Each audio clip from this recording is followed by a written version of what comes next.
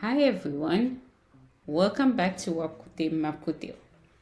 Have you ever looked at someone's behavior and thought you knew what was going on? Maybe you've seen them talking to themselves. Maybe you've heard someone being called fool. Maybe you've watched someone make decisions that didn't seem to make sense and assumed you understood their story. But what if there was so much more happening beneath the surface? Today, we are talking about a topic that many of us have seen, but very few of us truly understand. Growing up in Haiti, I remember seeing individuals with severe mental illness walking through the street. Many were isolated, many were ridiculed, and many of us simply accepted that this was just the way things were. It wasn't until I became a therapist that I began to understand what many of those individuals may have actually been experiencing. Today's conversation isn't about fear, it is not about judgment, it's about understanding. Because when we understand mental illness, we become better equipped to respond with compassion instead of criticism. Joining me today is Francie Pierre, a clinical social worker who works closely with individuals experiencing severe mental illness, including schizophrenia, psychosis, bipolar disorder, and other conditions that often are misunderstood. Together, we are talking about what these illnesses really look like, why medication can be life changing for some individuals, how culture shapes the way we respond to mental illness, and how we as a community can become more supportive instead of more judgmental. I hope this conversation helps replace fear with understanding and remind us that beyond every diagnosis is a human being deserving of dignity, compassion, and care. Let's get started. So, before we dive into today's conversation, hi, Francie, how are Hi, you good doing? morning. Can you tell us a little bit about yourself? Thank you so much for having me. I'm really happy to be here. My name is Franzi Pierre, and I'm a social worker. I work with individuals living with severe mental illness, and I'm especially passionate about mental health awareness and our community. Awesome, awesome. So, what drew you into working with individuals who face severe mental illness? Well, I think it's all started with curiosity. I've always been someone who tries to understand people, especially people who are often misunderstood or labeled too quickly. You know, I became really curious about conditions like schizophrenia, bipolar disorder, and major depression, and not just what the textbooks say, but what it actually feels like to live with them. Like, how does it affect someone's daily life, their relationships, or even the way they see themselves? And growing up in Haiti, I saw firsthand how mental illness was often sounded by stigma. A lot of people didn't really have access to accurate information, so there were a lot of misunderstandings. I remember hearing people making assumptions about someone who was struggling, and I would often find myself thinking, I wonder what the story really is. And honestly, that question stayed with me. I think that curiosity is a big part of what eventually led me into social work. And now, one of the one of the things that's really drives me, it's not only supporting people living with severe mental illness, but also helping them educate my community about really what mental illness is, because I really believe that when we replace fear with understanding and judgment with empathy, people feel more supported and they feel a lot less alone. And I think that this is something our community, or even every community, truly, really needs. Yeah, beautiful. Yes, I like how you emphasize how the community also can be part of that. So, for those unfamiliar, what does schizophrenia or psychosis look like when someone is untreated, and how does medication change Good that? question. Well, schizophrenia or psychosis can look very different from one person to another. Not everyone experiences the same symptoms. For example, one person might hear voices that no one else is here, while someone else might become very suspicious of thinking of people watching them, or believe that things that are just things that aren't true.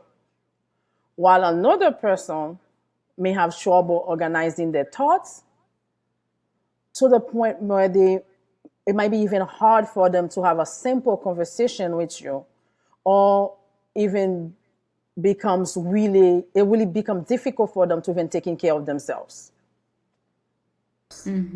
So when those symptoms aren't treated, they can affect almost every part of a person's life. They might struggle to keep a job, maintaining relationships, or even taking care of themselves. Now, one thing I would really like people to understand is that someone living with schizophrenia isn't crazy, and they are not automatically dangerous. They are living with Yeah. a serious mental health condition, just like someone with diabetes or high blood pressure. Like, they need medical care, right? So Yeah. somebody living with a severe mental illness also need treatment. They need support, compassion, but not judgment. The good news is medication can make a huge difference. He can reduce the voices, the paranoia, and the confused thinking. And once those symptoms start improving, people often have a much better chance of getting back to their daily lives. Yeah. And daily life means like they can go to Yes, work, right? they can go to work, have, better relationships with their loved one, and do their daily activities. Yeah. Okay. Because I know in our culture we think everything is lost with these people, and nothing else can help them. When someone is experiencing hallucination, for example, how do you meet them without dismissing what they're going through, their reality, their experience? Well, one of the biggest lessons I've learned is that arguing with someone who's experiencing psychosis usually doesn't help. What they see or hearing feels completely real to them. So telling them they're wrong usually just makes them feel misunderstood. So instead, I would try to lead with empathy and curiosity. I want to understand what they're experiencing, and even more importantly, how it's making them feel. You know, every person's experience is different. And that's one of the things I appreciate most about my work. Sometimes I hear a story and I think, wow, I never would have looked at the world that way. So those conversations remind me that every person has a story, and it's my job to listen before I judge. Yeah. And honestly, in our Haitian community, people are sometimes labeled mournful, like you said earlier, or crazy.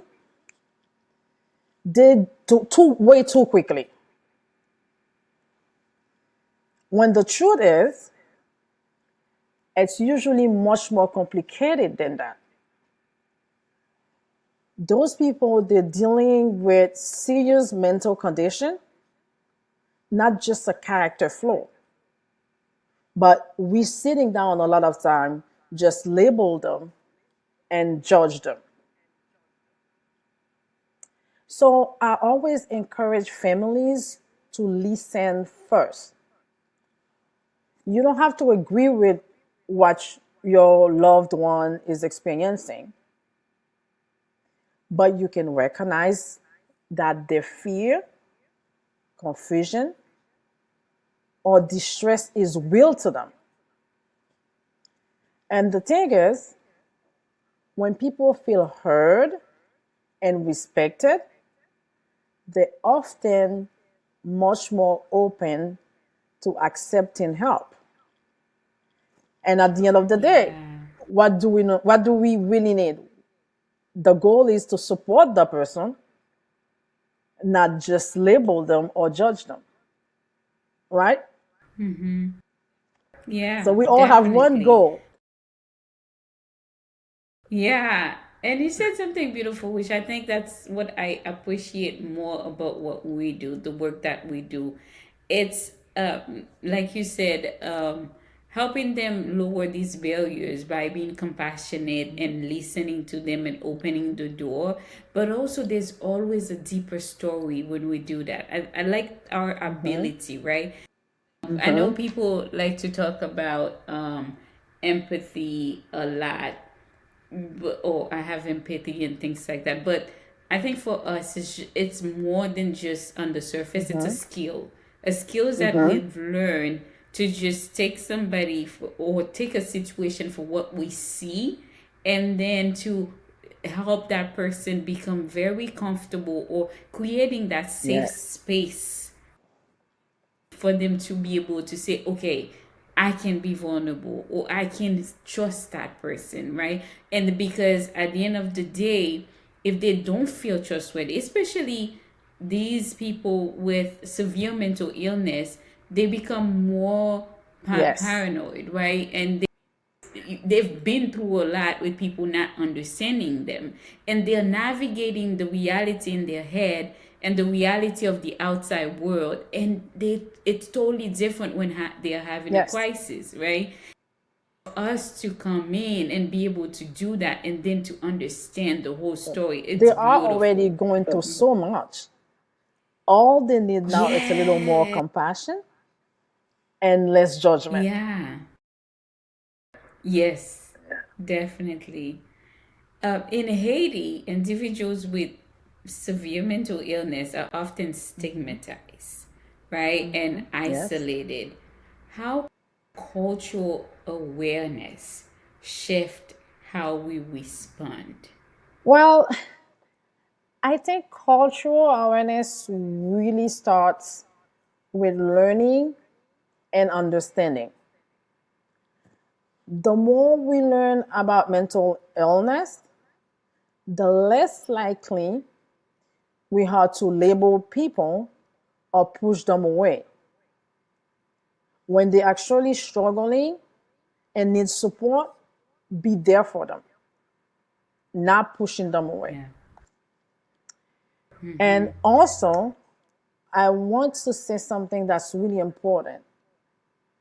In a lot of communities, including our community, our Haitians community, faith and mental health treatment don't have to be in competition. They can actually work Yes. together. Yeah. So yes, we can pray, we can have faith in God, and at the same time, we can also seek help. We can also see professionals and get the treatment that we need. One doesn't Yes. cancel the other. Sometimes people say, we have Jesus, so we don't need a therapist. You probably heard that Yeah. before, right? All the time. But Yes. me, I see it a little differently. I think it can be both. Prayer can bring comfort, strength, Yes. and hope. And treatment Yes. can bring tools, structure, and healing. Because Yes. at the end of the day, we all want the same outcome. We want people to be well. We want people to be able to live full lives, right? So for Yes. me, cultural awareness is really about shifting that mindset from judgment to understanding and from isolation to support. Because when we Yeah. do that, we give people a real chance to heal and we make them comfortable to ask for help. Yes. Yes, that part. That's a big misunderstanding. And I don't think it's just like you said from the beginning, it's not just from our community. For a lot of community where mixing mental health and faith is seen as bad. Is seen as and I think peop, the the person that suffers more is the person dealing with the mental illness, because the message being sent is like you feel this way or you're not getting better because you're not praying enough, right? Yes. When in reality the person needs support in order to understand, and like you said, use tools, because that's what we do in therapy. We identify tools to help in the healing Yes. process, and people cannot identify it on their own. They need support. And yes, like you said, praying is actually something we encourage clients to do all the time, because like you said, if something that they're bringing in is already something that is a strength for them, it's part of their life, and you want them to continue doing that and adding what they didn't have to it, Yep. right? And make beautiful um result, beautiful Yes. story. We have this fear or these messages, right, that somehow we can't miss Or we, them. we, we can do both. You don't have to cancel one for the other one. Yeah, definitely. So talking about messages, right? How harmful messages like calling someone moon fool, like they are crazy, can actually worsen outcomes. And what would be a more supportive alternative? Well, we all know words really do matter. When we call someone fool or crazy, it doesn't just stay as a word, it can really stick with the person, right? He can make them Yes. feel ashamed,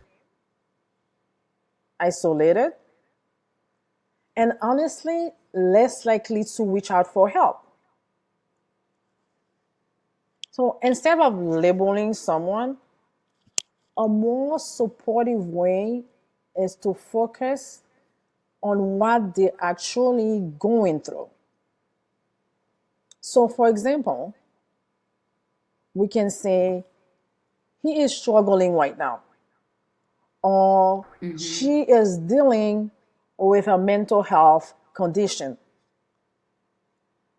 but not quickly label them as moonful or crazy. And the thing is, we already understand this in other area of health, right? We don't define someone by their illness, right? We say Yeah. someone has diabetes.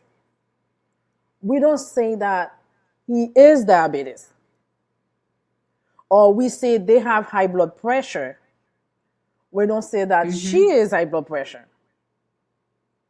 Or we say they have asthma, or we can go on and on, Yeah. right? So mental health should be no different.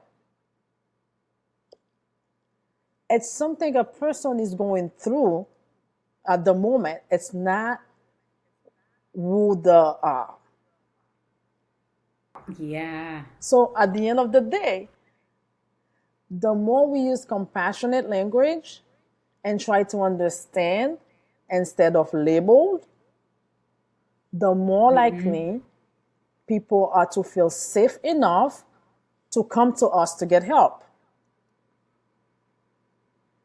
And honestly, that small shift in how we speak can make a really big difference. Maybe it sounds like a little things, but it can make a Yeah. really big difference if we just change the way we talk to people. Yeah. Because people always remember how we make them Yes. feel, right? And compassionate words and being welcoming will make them feel Yes. positively. Yeah. Yeah. Beautiful. We know that behaviors, thoughts, and emotions are intertwined. Um, how do we help communities, our people, to see beyond behaviors when it comes to mental health? I think one of the biggest challenges is that we tend to focus only on what we can see. So we see someone's behavior, but we don't always pause and ask, okay, what's actually going on underneath that? Too often, people start at the behavior. They see someone isolating themselves, talking to themselves, or acting differently, and that's where the story ends for them, right? And you said that earlier during the introductions, right? So we were thinking alike. Yes, exactly. But the thing Uh-huh. is, behavior is only one part of the picture. Underneath that behavior, there could be depression, trauma, anxiety, psychosis, or another mental health conditions that the person is struggling with. You know, as a social worker, one thing I've really learned is that behavior is often communications. It's like a check engine light, right? It doesn't tell you exactly what's wrong, but it lets you know some things needs attention. So the more we can help our communities to slow down and look beyond what's visible, the more likely we are to respond with compassion instead of judgment. And at the end of the day, that shift can really change how people are treated and whether they get help they need or not. I really like that picture you gave. Uh, just like a car, right? The light is on. It doesn't tell you right away what's happening, but you know you gotta go to a mechanic, and the mechanic will say, "Okay, this is Give you why a it's on." diagnosis. Exactly. Exactly. So it is so true. It's the same thing. Yeah. That was a good one. I like that one. Yeah. So now what about when somebody is experiencing or is actually when they have a family member, right, that needs care, that needs psychiatric care, and especially in a culture like ours where it is stigmatized. How does that family member or that friend can go about helping, right, a loved one? Well, I think the first step is really how you approach the person. It helps to come from a place of compassion, not judgment. You can see that I use a lot of compassion and not no judgment. So this is very Yes. important because Yeah. honestly, it can be tempting to label, criticize, or just tell someone, especially in our culture, right? Just tell that person, snap out of it. It's not real. You know, it's easy to say those things. But that usually pushes them away instead of helping them open up. So Mm-hmm. instead, I always encourage families to start a real conversation. Mm-hmm. Mm-hmm. Let your loved one know your concern, and more importantly, let them know you there for them. You know, Mm-hmm. sometimes just feeling heard can already take a lot of weight off someone's shoulders, right? And the thing is, in communities where mental illness is still stigmatized, like our Haitian community,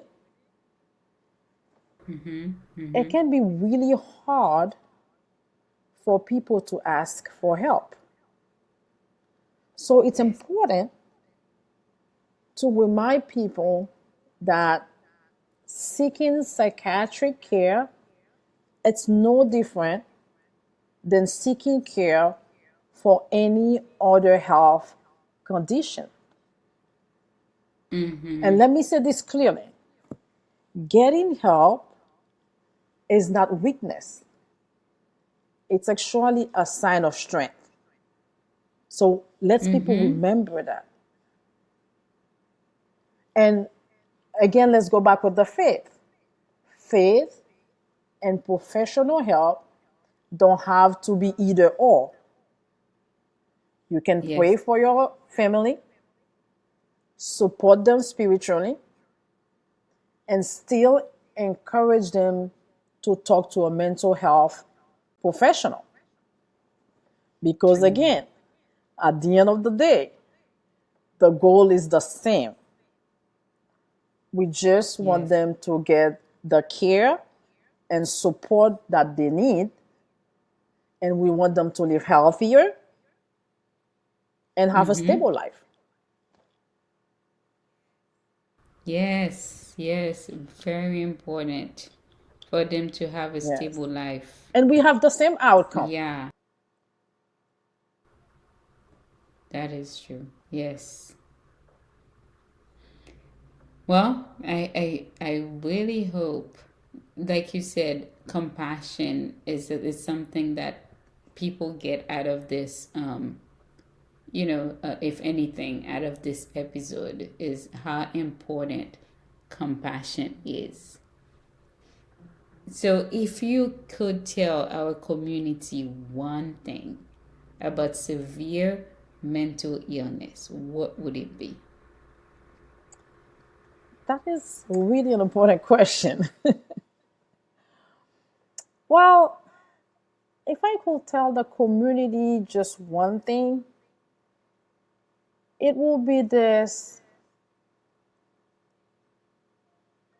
severe mental illness, it's not a character flaw, and it's Mm-hmm. nothing to be ashamed of. You Mm-hmm. know, conditions like schizophrenia, bipolar disorder, and major depression, they are health Mm-hmm. conditions, just like diabetes or high blood pressure. They affect how a person thinks, feels, Mm-hmm. and experiences the world, but they don't Mm-hmm. define who that person is. And the Mm-hmm. thing is, I also want people to remember that with the right support, treatment, and understanding, a lot of people can do and improve. And many are able to live stable, meaningful lives. So Mm-hmm. instead of labeling someone or isolating them, I really Mm-hmm. encourage us to lean into compassion. Take the Yes. time to listen, to support, and to gently guide people toward help. Because the thing is that one little shift from judgment to understanding can Mm-hmm. completely change someone's life. And at the end of the day, we have one goal: for our people to get better and to live a meaningful life. So if we do that, Yes. it can really change our community. Yeah. Yeah. Nice. Beautiful. Y- It one thing I would add to everything beautiful you just said, everything important and necessary that you just said. It's also that person to not feel shame if they know someone dealing with mental illness too, or severe mental illness, because sometimes Mm-hmm. you don't want somebody else to say, oh, your mom is crazy, or your dad, and for yourself too, you might want to Mm-hmm. hide it and not Mm-hmm. help this family member get support because you don't want to be seen, you feel ashamed. And there is no shame into helping and supporting others. So thank you, Fancy. Thank you so much for sharing your knowledge with us today, your experience. I truly appreciate the work that you do, trust me, and your willingness to help our community better understand severe mental illness. And to everyone listening, I hope today's conversation remind you that mental illness isn't something to fear or to judge. It's something we can learn about, understand, and respond to with greater compassion. If this episode resonated with you, I encourage you to subscribe to the podcast and share it with someone who may benefit from hearing this conversation. The more we learn, the more we can help reduce stigma in our families and community. If you are looking for a space to continue these conversations and reflect on our own healing journey, on your own healing journey, I would love to invite you to join Lakai Within, my monthly virtual gathering for Haitian women. Our next gathering will take place on August 11th. Together, we slow down, reflect, connect, and create space for healing in community. And if you're not quite ready for the virtual gathering, you're also welcome to join the free Lakai Within community where I share reflections, journal prompt, wellness tools, and updates throughout the month. You'll find both links in the show notes. Thank you for listening.